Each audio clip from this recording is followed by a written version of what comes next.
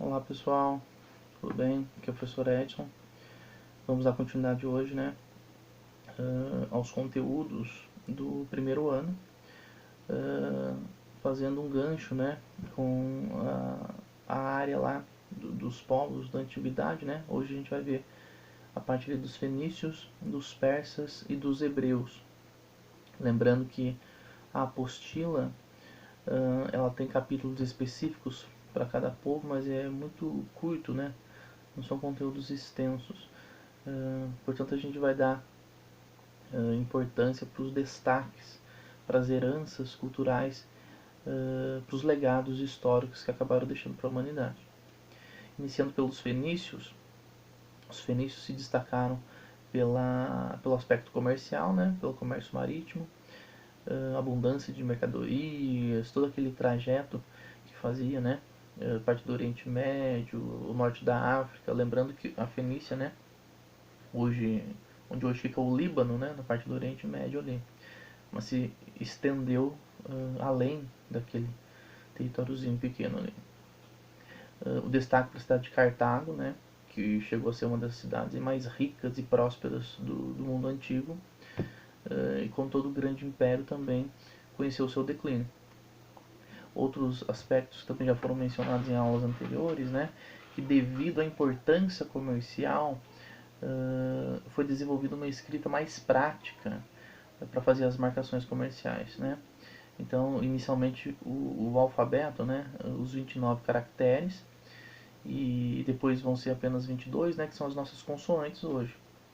Nosso alfabeto é uma herança cultural fenícia das consoantes, e as vogais serão implementadas depois pelos gregos, Então, isso realmente é muito importante. Fazendo referência aos persas, os persas eles vão se destacar muito nessa área militar, essa parte expansionista, vão ampliar muito o seu território, Eles vão conquistar várias áreas, e um aspecto curioso é que, diferente de outros povos, que impunham a sua cultura, como o romano depois, por exemplo, conquistavam áreas imensas e impunham a sua cultura, a sua religião, etc. Os persas não vão impor a cultura, a religião deles sobre os povos conquistados, escravizados. Eles vai ter toda a parte administrativa, a parte comercial, dos impostos e tudo mais, mas essa parte cultural era interessante porque tinha todo uma gama, de culturas diferenciadas, de costumes, de tradições que eram permitidos dentro do Império Persa. E outra questão relevante também a respeito dessa administração, da extensão, territorial que eles possuíam. Mencionamos também na aula anterior a respeito das satrápias, quanto maior o território, mais difícil para se organizar. E essa divisão das províncias, foi muito importante pela extensão do seu território. Aspectos religiosos, a Fenícia politeísta, assim como os povos mesopotâmicos da antiguidade, mas o Império Persa vai ter o desenvolvimento de uma religião diferente, o zoroastrismo. O que é o zoroastrismo? É uma ideia de dualidade, que existe o bem e o mal, a luz e as trevas. Então, baseados nessa ideia, o zoroastrismo vai ganhar força, vai se originar ali no Império Persa. Lembrando que vai dar base também depois para o cristianismo, A parte de Deus e o diabo, o bem e mal, essa questão. Então é uma outra herança cultural deixada pelo Império Persa, A respeito dos hebreus, nós vimos a relevância do monoteísmo ético, a crença em um único Deus, o segmento, do comportamental, de ético, moral que a Bíblia impõe, Inclusive a questão da Bíblia como um livro não apenas religioso, mas um livro histórico que vai abordar, que aborda diversas narrativas que são comprovadas pela ciência, pela arqueologia, pela própria história, e muitas coisas que vai ficar mais no campo da fé, dessa questão religiosa, que a gente não vai se ater muito, não vai dar muita importância, mas é importante fazer uma leitura, a respeito desses fatos. para entender a globalidade dessas questões. A respeito dos hebreus, né, mencionamos na aula anterior também a respeito da diáspora, que foi a dispersão dos hebreus pelo mundo, né, o Império Romano ali. Nas origens, né, o povo hebreu estava concentrado no estado de Israel. Ao longo do tempo vai ser escravizado por diversos povos e tudo mais, e vai se espalhar pelo mundo todo. E durante a sua origem, né, o estado de Israel, a gente tinha ali começa, né, a questão da unificação ali com Saul. A gente tem depois o rei Davi, o rei Salomão. Com a morte do rei Salomão que vai ter a dispersão do povo hebreu, né, a divisão das 10 tribos do norte, as 2 tribos do sul, capital em Samaria no norte e Jerusalém no sul. Então, após a morte de Salomão, que vai acabar tendo uma desintegração, né? A união que possuía antes com o rei Davi não vai mais possuir. Com o rei Davi, né, que inicia esse processo, e com o próprio Salomão, né? A gente tem algumas áreas também muito bacana, como por exemplo o muro, né, do Templo de Salomão. Muitos acreditam ainda hoje que seja resquício desse Templo de Salomão, o Muro das Lamentações, né? Muitos não creem nisso, né?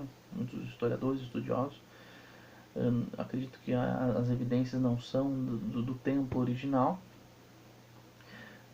Além disso, né? Nós trabalhamos com outras questões culturais, né? Por exemplo, os hebreus, né, os judeus, eles têm um tino, têm um jeito para negociar, para comercializar. Nós vamos analisar depois, posteriormente, nos antecedentes da Segunda Guerra Mundial, os alemães vivendo uma crise tremenda, né, no seu território, vão culpar os judeus por estarem bem economicamente, ou pelo menos melhores que os alemães, né? Esse é um dos motivos que vai gerar a questão da perseguição. Então, essa questão dos hebreus, das contribuições do monoteísmo, como a própria Torá, o Pentateuco, né? São os 5 primeiros livros da Bíblia que mencionamos na aula passada. A gente vai analisar depois. A questão do êxodo, né, que é a saída do Egito, né? Deixam de ser escravizados no Egito, sob a liderança de Moisés. A gente vai falar depois, vai analisar.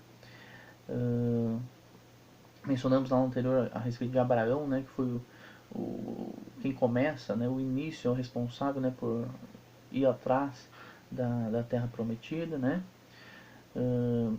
Há vários personagens que abordam a questão da disputa dos hebreus com outros povos, né, as relações muito conflituosas, né, sangrentas por vezes, mas há questões mais, como que eu posso analisar assim, que estão meio mais da fé, como o próprio período, né, que passa no deserto, ali no período compreendido como o Êxodo, né, 40 anos no deserto, as questões, né, da nuvem que acompanhava durante o dia, da coluna de fogo durante a noite, né, isso já fica mais na parte teológica. Outras contribuições que a gente vai ver estão nesse aspecto literal, né? A gente tem o Antigo Testamento, tem o Novo Testamento, lembrando que hoje, né, fala-se muito em textos apócrifos, né? O que são esses textos apócrifos ou livros apócrifos? São livros que não têm, não são considerados, né, com valor ou com inspiração divina, né, que não foram inspirados por Deus para serem escritos. Os historiadores, né, consideram como parte importante da narrativa histórica, mas o campo teológico fica meio, né, em dúvida, não considera como livro original, livro realmente inspirado por Deus para ser feito. As atividades estão na descrição do vídeo, tá? Qualquer dúvida, qualquer questão, vocês podem estar em contato com a escola e a gente vai dialogando conforme as possibilidades, tá? Agradeço, fiquem com Deus, a gente se vê em breve.